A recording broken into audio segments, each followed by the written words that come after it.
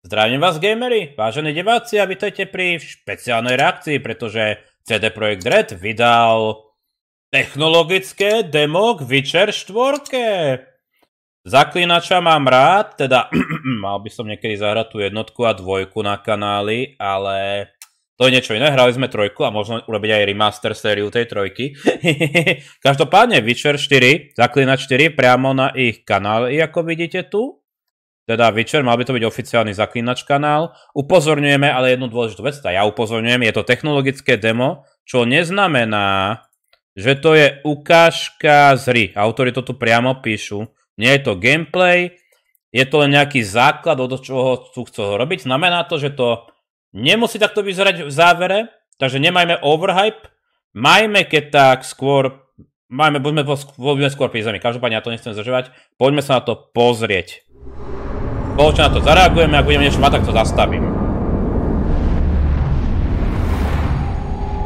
Dobre.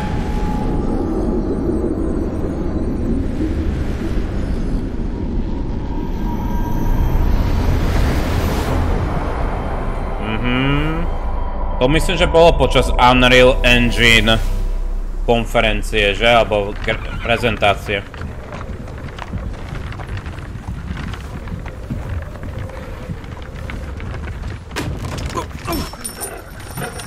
Sleep, is he? The plowing plonker. Break me pearlies on this blasted pit-ridden tract.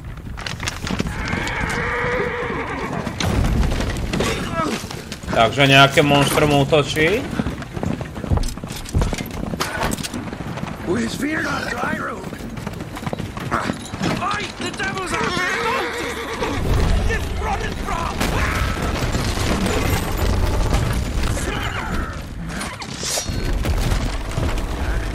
Nešiel by som von. Čo to bolo?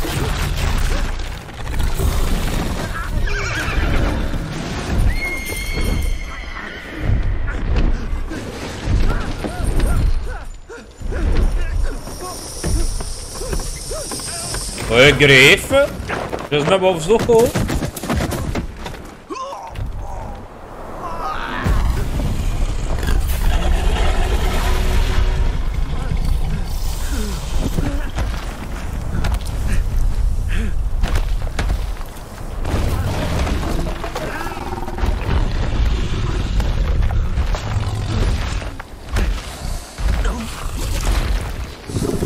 Ojoj.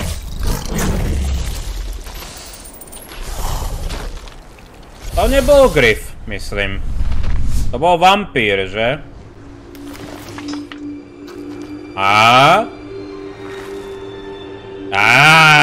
Tu ju máme. Salt.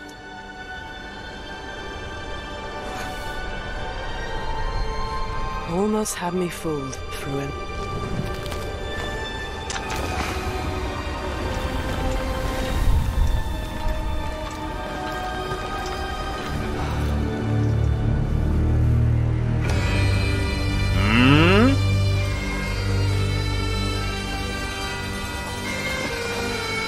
Aha, to sme na nejakej prezentácii, hej.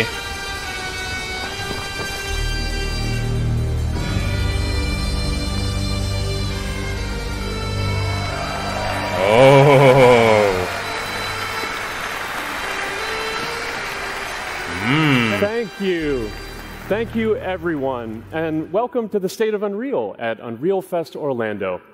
We're here to show you what's next with Unreal Engine and so much more. We are thrilled that you're able to join us. Thank you. But, first things Prečo je jeden za pultom a dvaja sú prostred? I'm here with Sebastian and Kitek from CD Projekt Red. We have a lot to talk about. Hey, guys. Hey. Thank you, Wyatt. Thank you, Wyatt, and hello, everyone. With The Witcher 4, we're stepping things up. And to do that, we needed the right partner. One that truly understands that great open-world games are all about art and technology coming together. Yeah, and look, our goals are completely aligned here. And around the launch of UE5, your awesome team at CD Projekt Red announced a collaboration to make open-world development in Unreal even better. And it's an opportunity, we just couldn't pass it up. So we've been working on a technical demo together to achieve just that. I think we should take a look at it. You guys ready? Born ready. Kajtek is going to play the build for us. Sure, let's do it. Dobre, takže priamo to bude hrať, chápem. Akože, vyzerá to pekne. This is a technological showcase set in the world of The Witcher 4. What you just saw and are going to see now is running on a standard PlayStation 5 at 60 FPS with ray tracing. So in the game, you'll be playing as Ciri, a professional monster slayer, a witcher. She explores the world and hunts down monsters for coin. The region we are in is called Kovir. Kovir. And you'll get to explore it in a game. Takže Kovir, to je ten ostrov, čo je úplne na severe. Ten bol neutrálny počas vojny, ktorá prebiehala počas trojky. No, Nilfgaardské vojny. A vyzerá to pekne. Trošku mi vadí, že Ciri je zaklínačka. Mne sa ten koniec trojke nepáčil nikdy. Nehovorím, že som proti tomu, ako...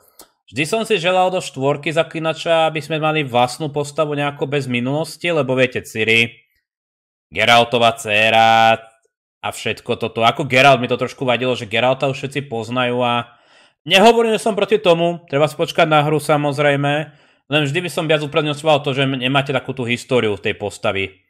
Ale zase uvidíme, čo nám ponúknú, poďme na to. Right now, Ciri is investigating the monster and after gathering new clues, she is heading back to a nearby village. Jasné, to čo sme videli v tej animačke.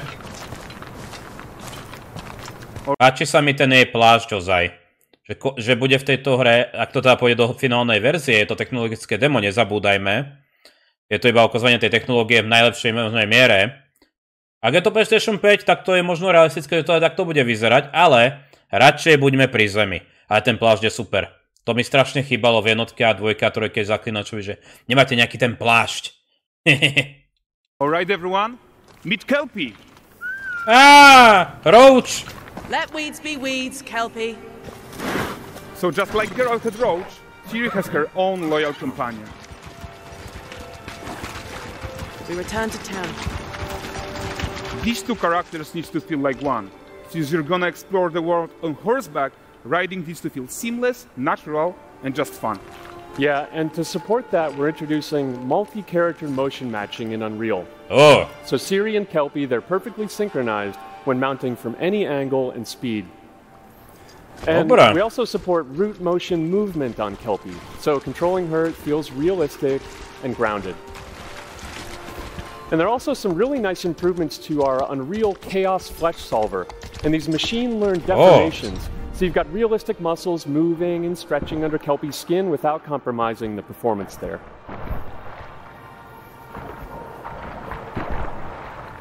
Toto len trošku niekedy neverím, že to naozaj ten typek hrá na tej scéne. Keď robia takéto zábery. Talk about the world itself. So much of the Witcher world is natural, organic, especially Kovir with its dense forest and wild nature. Yeah, and wild nature is hard. And with nanite geometry, we've freed artists from so many of their old constraints. But we don't want to rest until everything we do in Unreal has that same spirit of freedom. There's always more work to do. And foliage is a huge piece of that puzzle. So we are excited to introduce nanite foliage. Whoa. And in order to achieve gorgeous foliage... To som počul, že to je niečo veľké ako pre tvorcov hier. Pre nás hráčov akože nič moc, akože nepotrebné. Myslím nepotrebné, akože nepotrebujem o tom veľa vedieť, ale myslím, že to je hlavne to umiestňovanie, alebo čo ako môžu všetko dávať a odrazy a svetlo. Nie som si istý, priznávam, ale myslím, že to je niečo také. A vyzerá to veľmi pekne. Density everywhere, while still being memory efficient, fast to render, we believe that a new idea was needed. So instead of the same... Maco! Je tam madvať! Vľavo! Madvať! Madvať! Card approach we've been using for the past 20 years, artists should be free to take a nanite approach to foliage, modeling every single leaf and pine needle. And the old LOD tricks of the past, they needed a complete rethink. And in their place, it's a new adaptive voxel representation in nanite. It's volumetric, it's fully 3D, it is super fast to render. And these dense clusters of triangles turn into these cubes, which at a distance, they're no larger than a pixel. and they react to the changing light of our dynamic sun and our shadows, and they allow artists to render whatever amount of foliage is needed to achieve their vision without compromise. Inak povedané, potrebujete super počítač.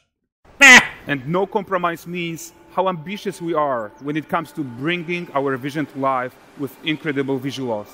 But more than that, together with Epic, we created faster way to load the world. We can now bring in more content more quickly for the smoothest possible experience as we fly down to catch up with Siri. Tak ukážte dedinku.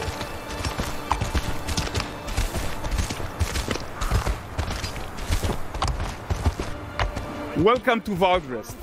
So Valgrest is a port town, a hub for fishing, trade and mining. It's one of those places where you can meet shady characters or overhear gossip from other lands. It's also where you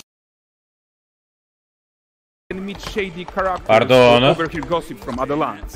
To vylievala hovna, alebo čo táto pani? She took on her current contract. High-tech, let's leave Kelpie here and explore the marketplace and food. Prečo? And the missus? Toto je trošku, prepáčte, to zastavujem, ale bude to lepšie, keď rozprávajú. Naozaj to hrá na tom pódiu, lebo tam to vyzerá, že potom nejaká animačka asi, že? Teraz to asi hrá, so dúfam. Excited we can finally show you some of this stuff. Let's see what Valgrest has to offer. Oh.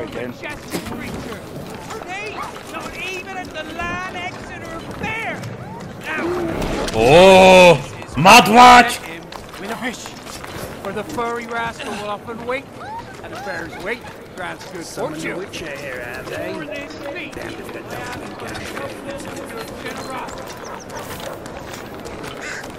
Prečo tam je ten titulok? Notice how responsive the world is. Character actions directly affect what happens around you. Sometimes even setting Prasiatko! Ja som myslel, že divočák, ale prasiatko! of chain reactions. Everything is working together.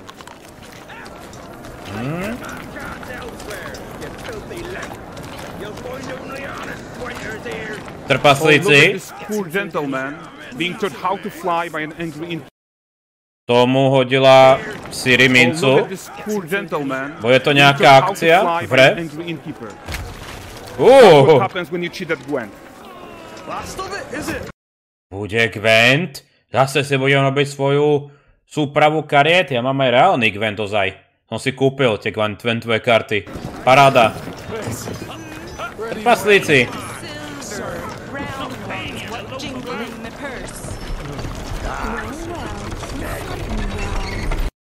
Predpokladám, že toto je miestna sociálna služba, že to dámy tu. Hej, bez nohy. So this is the guy who gave the quest his own. Like you probably suspect, he has his own agenda in all of this. You're off your tits again, Wilfred. Get your ass up. Veľmi pekné prostredie. A typical day's toil. Who in? Witcheress. What news of my wagons? No eternity is taking that damn salt to arrive. I found them.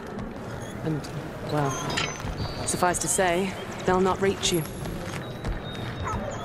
As for the salt, I found not one speck. I presume this comes as no surprise to you. Nejaké prachy prevážali. Kavir's smuggling trade is of no concern to me. Shush, shush, shush. The manticore that flattened your cart. Manticora, dobre. Ja som mu zval Griffin, lebo to lietalo. To bude Manticora, no. Devoured your men? Quite the opposite. Bude to drahšie. Manticore? No, them winged hellspawn dwell in the arse end of Creighton, not here. While Siri decides what to do about that merchant, let's take a look at the character technology that powers this marketplace. Why don't we listen in on these fishmongers? They're selling their wares, chatting up customers. Hey! And catch this is, won't find none fresher. Typický rozhovor. Ako v Asterixovi alebo Obelixovi ten predávač ryb tam. Všetko čerstvé! Nie sú čerstvé! Sú čerstvé! You mind, dearest? into seeing something more. Got macro card, all Braxton's finest. Toto je síce pekné. Nehovorím, že to nie je super, keď vidíte takto, ako majú rozhovory vlastné bez vašej postavy a nestoja tam iba tak, ako poznáme z veľa hier. Ale otázne je, koľko týchto variant tam bude, týchto rozhovorov, viete. Ale nehovorím, vyzerá to dobre. Metahuman tools, improved Unreal smart objects, chaos cloth, and more. Yeah, and all of this exists to make sure that the gap in quality between Siri and NPCs is as small as possible. Yeah, and closing that gap, it's not just about fidelity, right, but also authenticity. They should react to changes in the world around them. But the prisoner in pillory is an exciting enough for Barbara. Let's grab everyone's attention with a circus. Tu je moja otázka, do akej miery to ovláda ten človek na pódiu. Či to vôbec ovláda. Alebo nastavuje aj toto on, že to mení, viete. Potom si tie prezentácie povedia vám, hrá to priamo, no ale teraz... Je to pripravené, samozrejme. But the great performance deserves a huge crowd though. Let's crank it up. Aha. A tu bude teda záležať na to, aké máte procesor.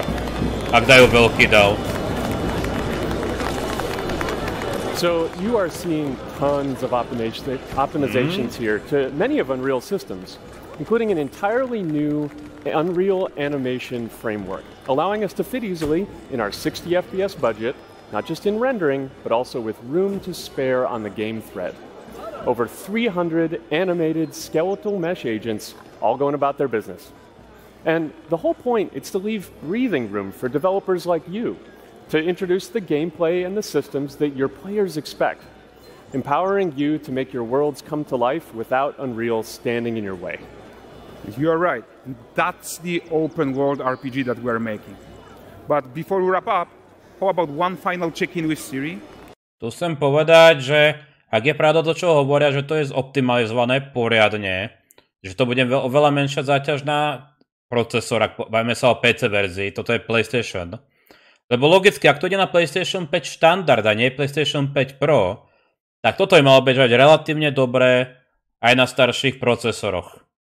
Nie? Uvažujem zle? Logicky, samozrejme, povedali ray tracing predtým, takže potrebujete ray tracing, RTX kartu, ale ak tie optimalizácie sú až takto dobré, tak by mali byť hry oveľa menej náročné, ako sa zdá do budúcnosti. Čo by som veľmi uvítal.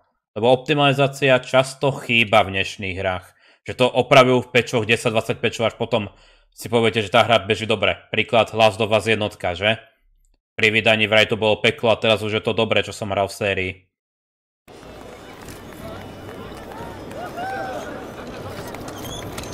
A ukážte si Ešte. We are making this game the most immersive and ambitious open world Witcher game ever. And we are making this a reality thanks to our work on Unreal with the team at Epic. I think what we are doing together is going to bring in a new generation of open world RPGs, and I'm so proud of what we accomplished so far. We are too. So we're almost done, but before we go, here's a small gift for all Witcher fans. Get out. Alebo nie. The first look at La Nexeta. To je čo?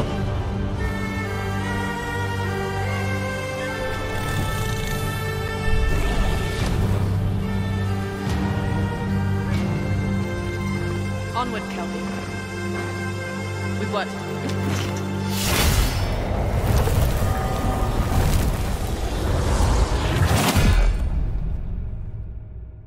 Prečo nie? Witcher.com. Keby sme sa skúsili pozrieť ešte na tú stránku, kým to tu ukončíme. Dobre ľudia, nebolo tam nič také významné, že sme si to prezreli nejaký text, alebo som nenašiel. Každopádne, to je teda celá tá prezentácia, prvá ukážka z tej hry. Ja to vlastne môžem takto. Toto vyzerá parádne. Nechcem toto.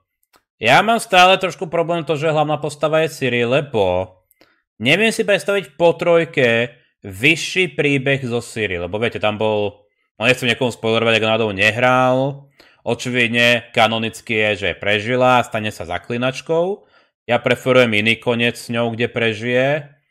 Stane sa cisárovnou. Ale príde mi to, že to bol proste, čo bude ten príbeh.